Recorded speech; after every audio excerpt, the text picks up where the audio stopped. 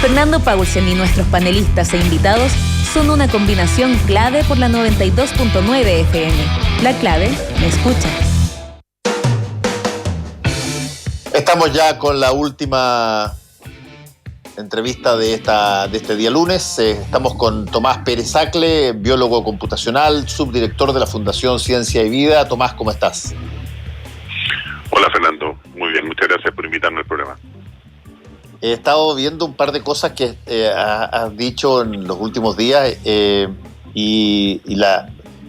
visto varias personas que están más o menos en la misma vena, pero no estoy tan seguro, para serte franco, Tomás, si es que el país se está escuchando mucho, porque las alertas que ustedes han hecho, y tú particularmente, han sido mucho más, si tú quieres, profundas o brutales que las medidas que se están tomando.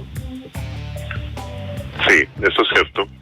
Yo te diría que eso no solamente se refleja en esta etapa de la pandemia, sino básicamente desde que el virus llegó a Chile allá por marzo del año pasado. En esa época el ministro de Ciencia, Andrés Kuhn, nos invitó a varios académicos a participar de al menos dos grupos que él formó. Uno es el grupo de modelamiento de la pandemia, que lo que busca era tratar de proyectar el impacto de la pandemia en la población y particularmente en el sistema sanitario del país. Y otro es la submesa de datos, que lo que tenía por objetivo era disponibilizar la mayor cantidad de datos con la mayor frecuencia y con la mayor calidad posible para seguir la pandemia. Desde esas dos tribunas, durante el año pasado, y seguimos haciéndolo, hemos hecho una serie de recomendaciones, dado alertas a las autoridades, de tal manera de que sean capaces de ver, basado en la evidencia, cuál puede ser el pronóstico de lo que se nos viene encima.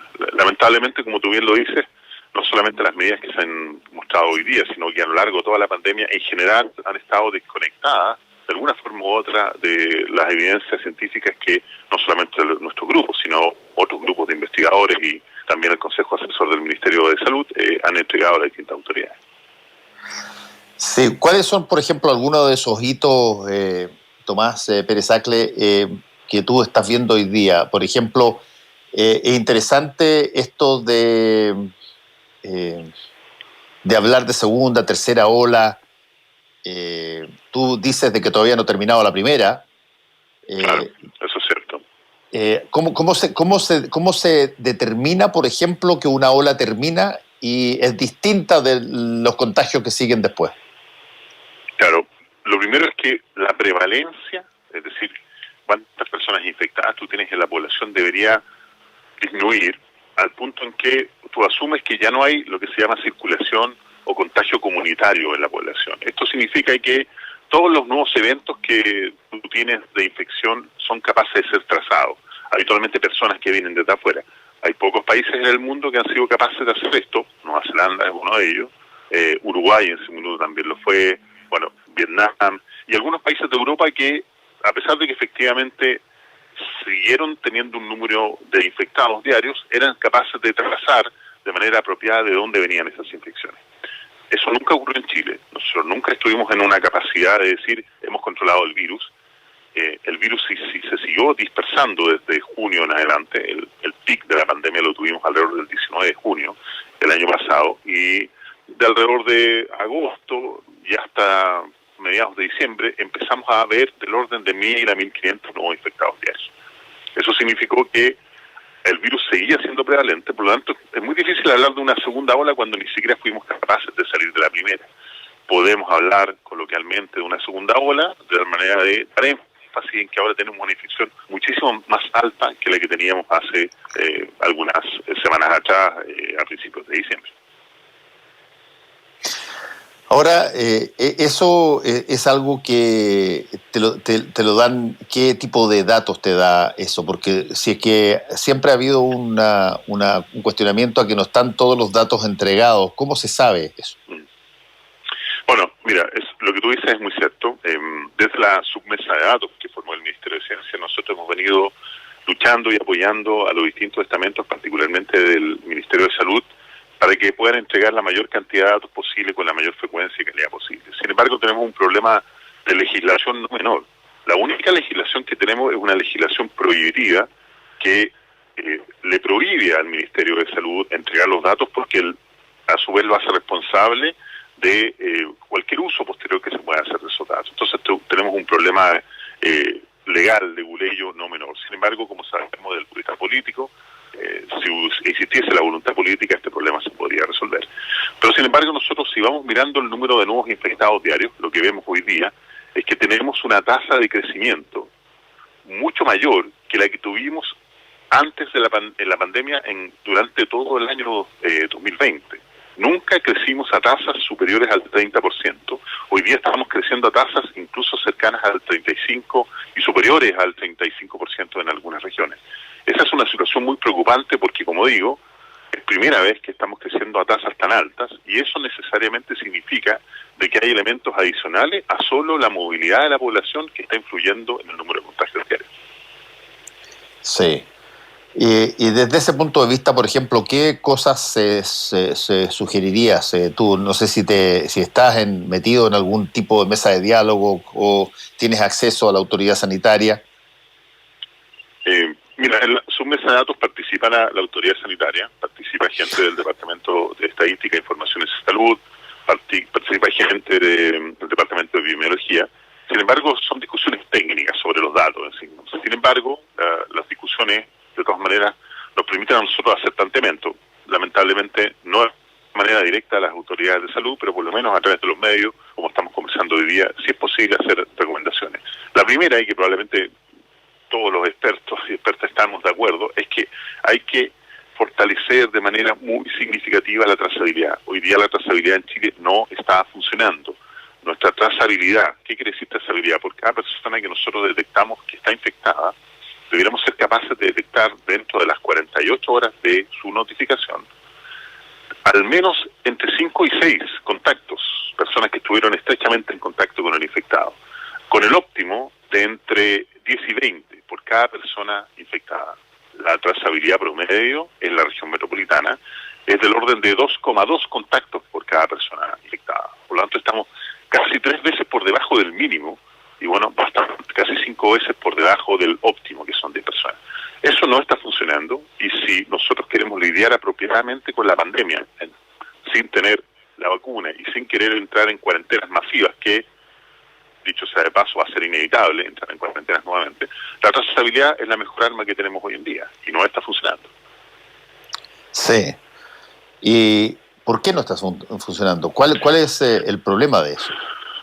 Porque es tanto lo que se habla de la trazabilidad, de la detección temprana, de la cantidad de PCRs que se han hecho, en fin, ¿dónde está la falla para que se diga un año después que la trazabilidad no está funcionando bien?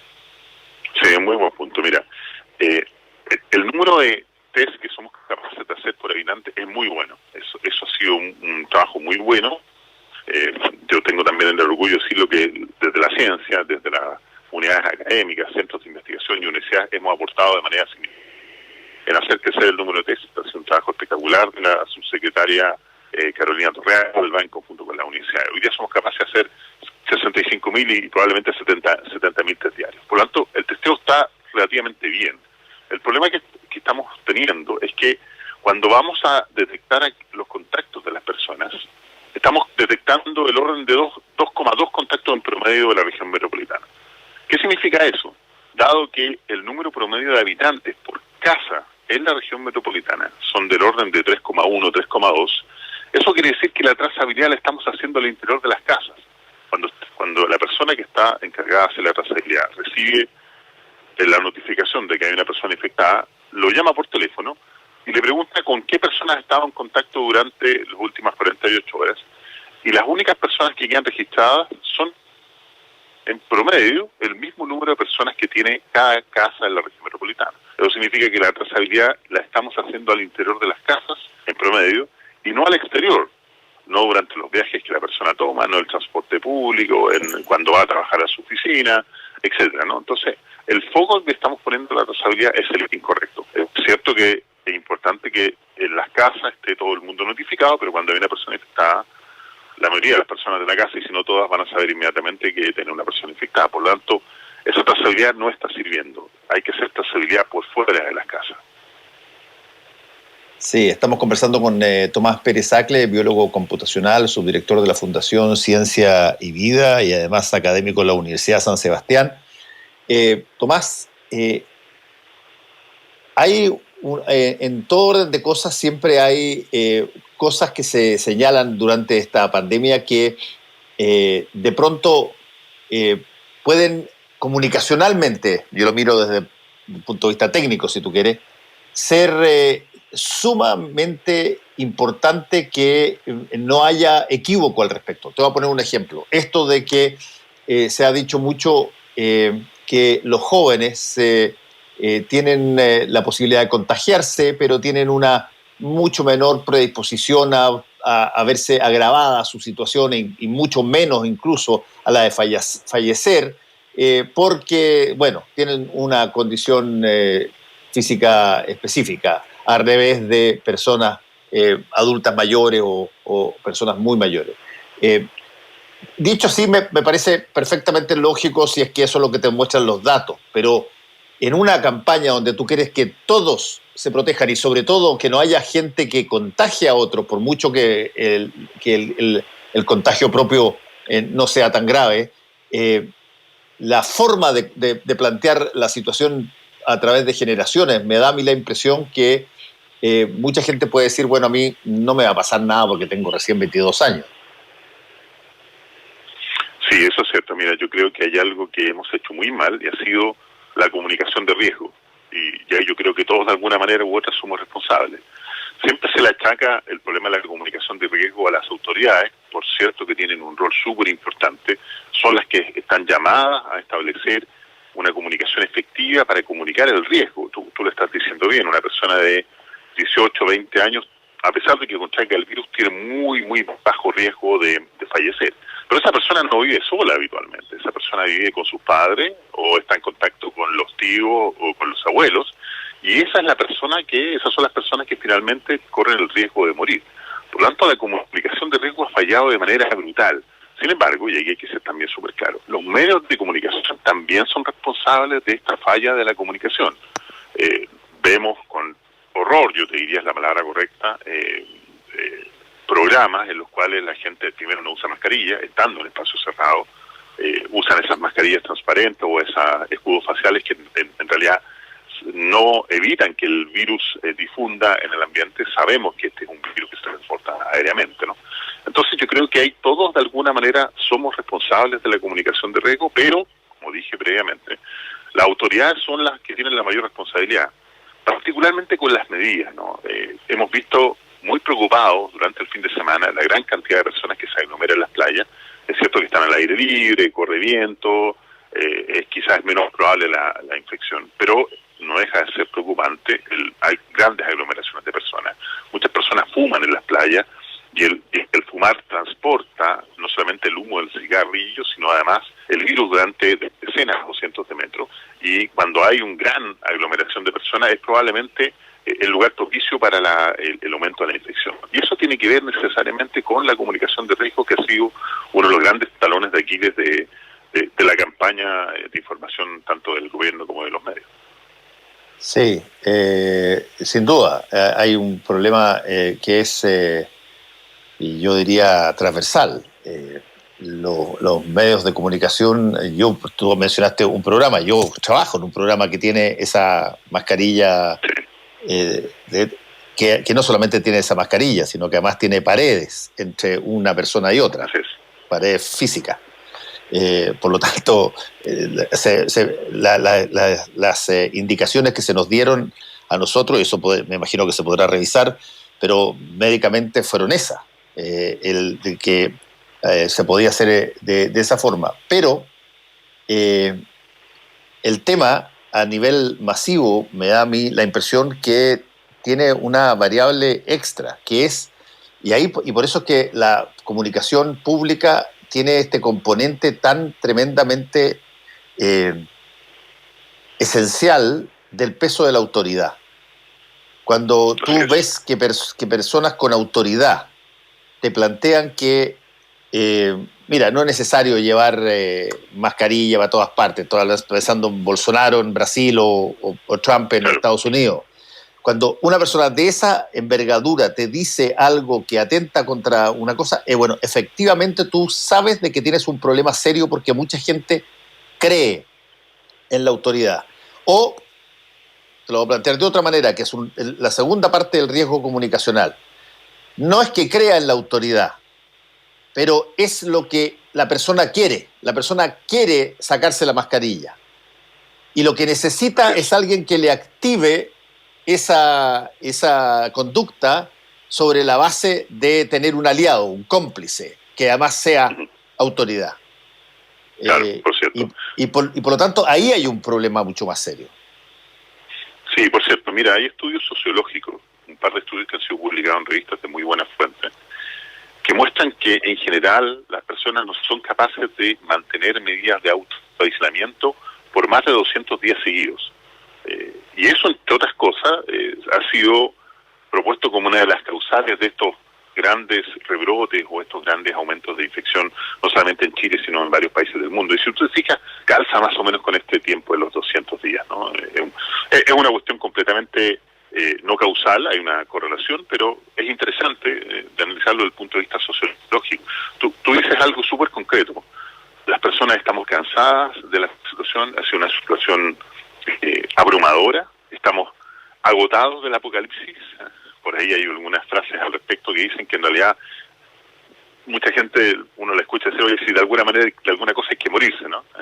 Entonces, esa situación del hastío, ese cansancio psicológico, anímico, económico incluso también, muy relevante por lo demás. Cuando uno ve algún referente en la pantalla, en los medios, particularmente autoridades, aunque sabemos que hay un gran desprestigio de las autoridades políticas hoy por hoy en nuestro país, ¿no? De alguna manera vemos reflejados nuestras ansias de sacarnos la mascarilla, de poder disfrutar con nuestra familia, de poder disfrutar con nuestros amigos, de abrazar a todos nuestros amigos, nuestros seres queridos. Y de esa manera vemos esa proyección y desde esa proyección entendemos que no hay riesgo. Cuando el riesgo hoy día es mucho mayor, estamos creciendo a tasas más altas, tenemos una situación muy compleja porque la variante o cepa de Inglaterra se está dispersando de manera descontrolada en Chile. Ya tenemos contagio comunitario de esta cepa. Esto va a significar que los casos están aumentando de manera dramática.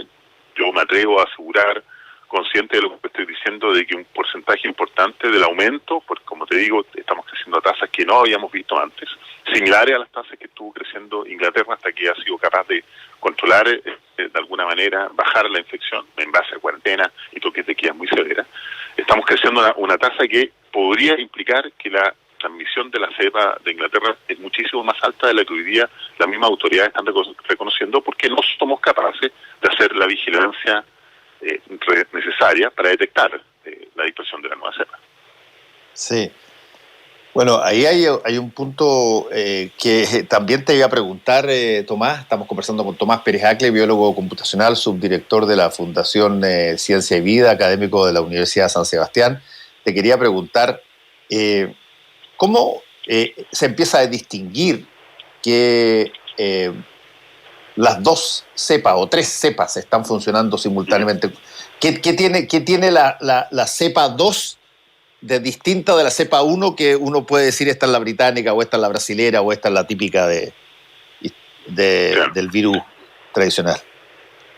Claro, una cosa importante de aclarar es que la cepa o variante que nos infectó el año pasado es la variante que aparece en Italia, porque el virus cuando sale de Wuhan en China y se enfrenta a la población europea, el virus muta, y esto es típico de los virus, no es solamente clásico de este virus que llamamos SARS-CoV-2, que produce la enfermedad denominada COVID-19, sino de todos los virus, particularmente de esta familia de virus que son los coronavirus.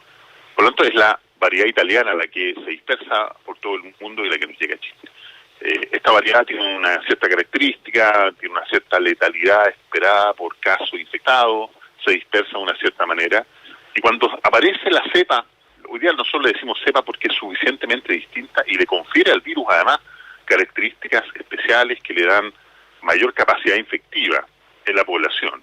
Cuando aparece la cepa de Inglaterra, se produce un aumento muy drástico en la velocidad de crecimiento de la epidemia en la población, a tasas similares a las tasas que estamos viendo en Chile. Y por eso yo me atrevo a decir que un porcentaje de los casos seguramente tiene que ver con la dispersión de la cepa de Inglaterra. Entonces, una forma de detectarlo es a qué tasa estamos creciendo. Estamos creciendo a tasas muy altas, muy superiores a las que crecimos anteriormente. Esa es la primera. Lo segundo es el efecto que se está produciendo desde el punto de vista de la infección en los jóvenes. La cepa anterior, que venía de Italia, ¿cierto? Es una cepa que se produjo una infección principalmente a la gente de mayor edad, ¿no? Los grupos etarios 50, 60 en adelante. La nueva cepa proveniente de Inglaterra, además de infectar a estas poblaciones más viejas, también infecta de una manera mucho mayor a las poblaciones menores de 20 años, cosa que también estamos viendo en Chile. Entonces, hay elementos que te llevan a decir, efectivamente, toda la evidencia apunta de que un porcentaje de los casos, difícil de saber cuánto, depende de la dispersión de esta nueva variante. Sí, hay una cosa también que es interesante, Tomás, y que tiene que ver con que ya tenemos una cierta experiencia, por lo menos una experiencia práctica, en lo que sirve, creo yo, y lo que no sirve. La pregunta es, cuando se te vienen estas nuevas cepas o estas nuevas situaciones, o cuando se te producen sucesos como las fiestas clandestinas y grandes aglomeraciones, ¿qué es lo más drástico que se puede tolerar hacer en estos momentos? Bueno, lo más drástico es lo que no queremos, que es la cuarentena severa.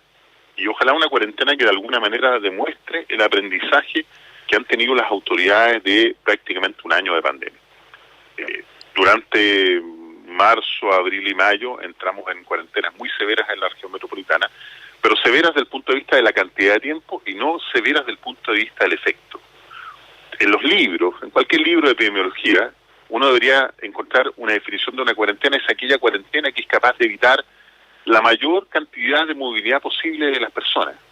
En términos técnicos, nosotros esperaríamos que una cuarentena bien hecha elimine el 80% de los viajes y solo deje un 20% de todos los viajes que se hacen en un día cualquiera, porque son viajes esenciales que hay que mantenerse. Durante los grandes periodos de cuarentena que estuvimos sometidos entre marzo y mayo del año pasado, la movilidad remanente, es decir, cuando uno elimina todos los viajes, nunca bajó del 60 al 70%. Es decir, fueron cuarentenas mal ejecutadas, muy largas, y dado que son mal ejecutadas y que mantienen la mayor cantidad de los viajes como si nada, ¿no? De manera normal, no sirven de nada. Esto tuvo su culmine, el punto en que nosotros le presentamos evidencia desde el punto de vista de los modelos, incluso le presentamos al presidente Piñera el 26 de marzo, a través de un Zoom en La Moneda. Nosotros le dijimos, presidente, si no hacemos nada y dejamos que el virus circule libremente, el pic de la pandemia nosotros lo esperamos el 20 de junio. El pic fue el 19 de junio. Eso significó que las medidas que se tomaron no fueron efectivas, al punto en que no fuimos capaces de hacer dos cosas que son esenciales. Primero es aplanar la curva, es decir, disminuir el número de personas infectadas, y lo segundo es desplazar el pic hacia el futuro lo máximo posible, de tal manera de poder tomar medidas apropiadas. Si las autoridades no toman en cuenta el aprendizaje de las últimas cuarentenas y vamos a estar sometidos a cuarentenas que no eliminen la movilidad, esto no va a servir absolutamente de nada. Es mucho mejor pasar menos tiempo más encerrado que largas cuarentenas con enormes movilidades, más de 2,5 millones de personas circulando, como ocurrió en el caso del año pasado, más de 150.000 empresas declaradas comercio esencial, y perdón que lo diga directamente, hasta el McDonald's fue considerado un comercio esencial. Eso esconde, por cierto, por detrás una realidad que muchas personas que perdieron el trabajo terminaron repartiendo comida, ¿no? Pero hay que entender del aprendizaje y del aprendizaje sacar lecciones al futuro. Bueno, y de ese aprendizaje, sí que me quedan 3 minutos, pero eso de aprendizaje, tú, Tomás Pérez Acle, tuvieras que escoger 2 o 3 cosas que se han aprendido, pero muy claramente, no hay discusión al respecto, y para lo cual, ¿qué medida habría que tomar? Bueno, la primera, como digo, la trazabilidad. Hay que aumentar el número de trazadores. Necesitamos entre 10.000 y 15.000 personas trazando a nivel nacional. Hoy día ese número está muy por debajo. Tenemos que ser capaces de llegar a trazabilidades del orden de por lo menos 5 a 6 contactos por cada persona. Y eso significa gente llamando por teléfono. Pongamos a las fuerzas militares a hacer trazabilidad. Es un trabajo que perfectamente podrían hacer, porque esto se trata de llamar por teléfono. Lo segundo, pues, cerrar todo el comercio no esencial de verdad y entrar en cuarentenas muy fuertes, poco tiempo.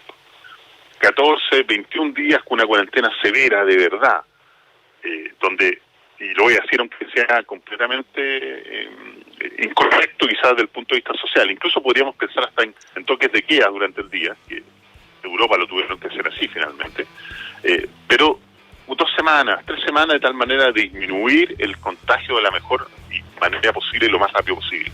De otra forma esto no vamos a ser capaces de controlar la infección.